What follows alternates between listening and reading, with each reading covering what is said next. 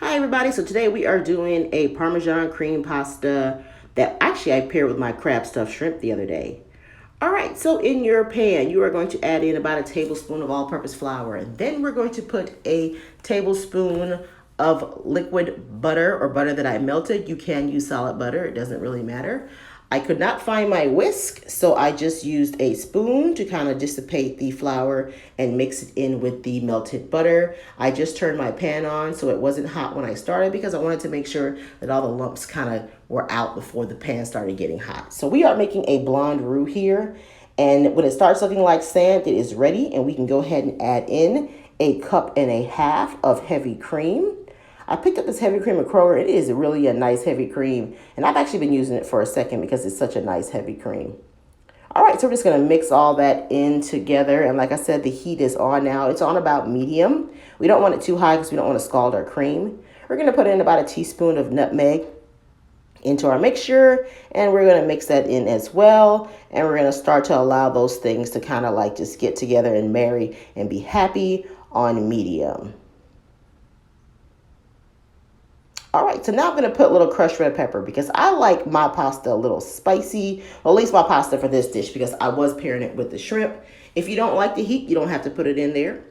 As I was boiling my penne noodles for this, I just directly put them straight in. And there's a reason for this. I like the little bits of pasta water that gets in there because it helps to thicken the sauce. And I'm not going to be using a ton of Parmesan because I don't want this to be like an extremely overly powered cheesy type dish, only because I'm pairing it with already strong flavors from my crab stuffed shrimp that has, my spicy seasoning and everything in there. So now we're going to put in about a fourth a cup of Parmesan cheese. This is Pecorino Romano, and I like the grated stuff because it melts so much better when you're making pastas than the one that's like been shredded. Or you can just grate it yourself. It's up to you. So let's mix all that in. As you can see, it already really started to get even more thick because the grated Parmesan helps to thicken it up really fast.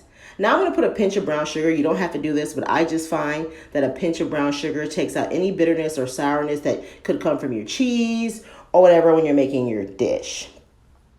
And that's my little secret thing that I do when I make pastas.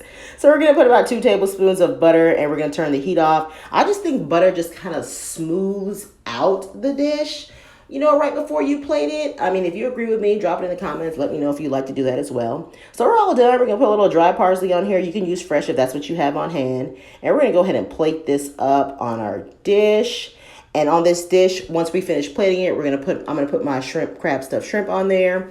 And if you want to see that video, just look back. I just made it a couple days ago, and you can see what I paired this with. Now, this dish will pair really well with my lemon tarragon chicken. It will pair well with chicken, any kind of seafood. What will be really good with seafood is you squeeze some lemon into the pasta sauce when you're actually cooking it. That is delicious. Or you could use some white wine too. It gives it a nice acidity. So there it is, and I'm just sprinkling a little bit of Parmesan on the top.